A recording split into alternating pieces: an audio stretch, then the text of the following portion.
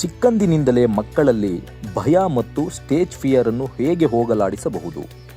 ಪೋಷಕರೇ, ಶಿಕ್ಷಕರೇ, ನೀವು ವಿಶ್ವಂ ಮೀಡಿಯಾವನ್ನು ಸಬ್ಸ್ಕ್ರೈಬ್ ಮಾಡಿ, ಪಕ್ಕದಲ್ಲಿರೋ ಬೆಲ್ ಬಟನ್ ಒತ್ತೋದನ್ನ ಮರಿಬೇಡಿ. ನಮ್ಮ ವಿಡಿಯೋಗಳನ್ನು ಲೈಕ್ ಮಾಡಿ, ಶಾಲಾ ಮಕ್ಕಳಿಗೆ ಹಾಗೂ ನಿಮ್ಮ ಆತ್ಮೀಯರಿಗೆ ಶೇರ್ ಮಾಡಿ. ಬಹಳಷ್ಟು ಮಕ್ಕಳು ಜನರ ಮುಂದೆ ಮಾತನಾಡಲು, ಕ್ಲಾಸಿನಲ್ಲಿ ಉತ್ತರ ಹೇಳಲು, ವೇದಿಕೆಯ ಮೇಲೆ ಹೋಗಲು ಹೆದರುತ್ತಾರೆ.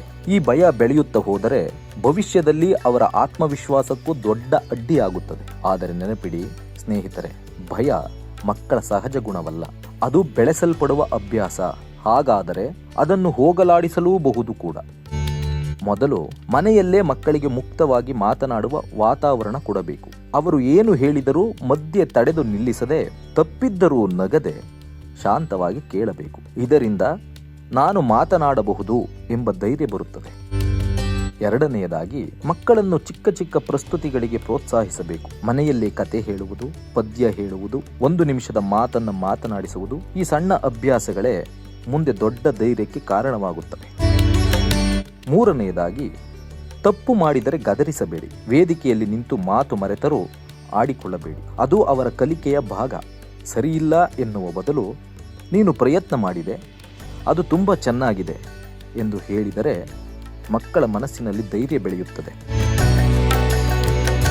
ನಾಲ್ಕನೆಯದಾಗಿ, ಮಕ್ಕಳನ್ನು ಇತರರೊಂದಿಗೆ ಹೋಲಿಕೆ ಮಾಡಬಾರದು. ಅವನೆಷ್ಟು ಚೆನ್ನಾಗಿ ಮಾತನಾಡ್ತಾನೆ, ನಿನಗೆ ಯಾಕಾಗಲ್ಲ ಎಂಬ ಮಾತುಗಳು ಮಕ್ಕಳಲ್ಲಿ ಹೀನ ಭಾವವನ್ನು ಹುಟ್ಟಿಸುತ್ತವೆ.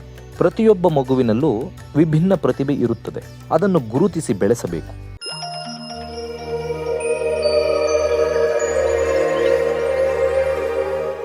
ಐದನೆಯದಾಗಿ, ಶಾಲೆಯಲ್ಲೂ ಶಿಕ್ಷಕರು ಮಕ್ಕಳಿಗೆ ಸಹಾನುಭೂತಿ ಮತ್ತು ಪ್ರೋತ್ಸಾಹದ ಮೂಲಕ ಅವಕಾಶ ಕೊಡಬೇಕು.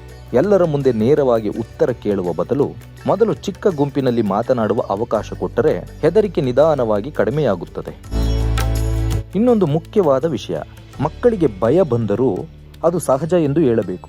ನಾನು ಕೆಲವೊಮ್ಮೆ ಹೆದರುತ್ತೇನೆ ಎಂದು ಪೋಷಕರು ಹೇಳಿದರೆ ಮಕ್ಕಳಿಗೆ ತಮ್ಮ ಭಾವನೆ ಒಪ್ಪಿಕೊಳ್ಳುವ ಧೈರ್ಯ ಬರುತ್ತದೆ. ಮತ್ತು ಮಕ್ಕಳಿಗೆ ನಾಟಕ, ಹಾಡು, ಭಾಷಣ, ಗುಂಪು ಚಟುವಟಿಕೆಗಳಲ್ಲಿ ಭಾಗವಹಿಸುವ ಅವಕಾಶ ಕೊಡಿ. ಇವು ಕೇವಲ ಪ್ರತಿಭೆ ಬೆಳೆಸುವುದಲ್ಲ, ಅವರ ವ್ಯಕ್ತಿತ್ವವನ್ನೇ ಬಲಪಡಿಸುತ್ತವೆ. ಸ್ನೇಹಿತರೆ, ಸ್ಟೇಜ್ ಫಿಯರ್ ಒಂದು ದಿನದಲ್ಲಿ ಹೋಗುವುದಿಲ್ಲ. ಅದು ಪ್ರೀತಿ, ಸಹನೆ ಮತ್ತು ಪ್ರೋತ್ಸಾಹದಿಂದ ಮಾತ್ರ ಕರಗುತ್ತದೆ.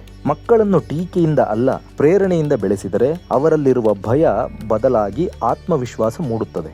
ಇಂದು ನಾವು ಮಕ್ಕಳಲ್ಲಿ ಧೈರ್ಯ ಬೆಳೆಸಿದರೆ ನಾಳೆ ಅವರು ಸಮಾಜದಲ್ಲಿ ನಿರ್ಭಯವಾಗಿ ನಿಲ್ಲುವ ನಾಗರಿಕರಾಗುತ್ತಾರೆ. ಆದುದರಿಂದ ಚಿಕ್ಕಂದಿನಿಂದಲೇ ಮಕ್ಕಳಿಗೆ ನೀನು ಮಾಡಬಲ್ಲೆ ಎಂಬ ನಂಬಿಕೆ ನೀಡೋಣ. ಅದೇ ಅವರ ಜೀವನದ ದೊಡ್ಡ ಶಕ್ತಿ. ಮಕ್ಕಳ ಭವಿಷ್ಯ ಕಟ್ಟುವ ಈ ಪ್ರಯತ್ನದಲ್ಲಿ ನಾವು ಎಲ್ಲರೂ ಜೊತೆಯಾಗೋಣ. ಪೋಷಕರೇ, ಶಿಕ್ಷಕರೇ, ನೀವು ವಿಶ್ವಂ ಮೀಡಿಯಾವನ್ನು ಸಬ್ಸ್ಕ್ರೈಬ್ ಮಾಡಿ, ಪಕ್ಕದಲ್ಲಿರೋ ಬೆಲ್ ಬಟನ್ ಒತ್ತೋದನ್ನ ಮರಿಬೇಡಿ. ನಮ್ಮ ವಿಡಿಯೋಗಳನ್ನು ಲೈಕ್ ಮಾಡಿ, ಶಾಲಾ ಮಕ್ಕಳಿಗೆ ಹಾಗೂ ನಿಮ್ಮ ಆತ್ಮೀಯರಿಗೆ ಶೇರ್ ಮಾಡಿ.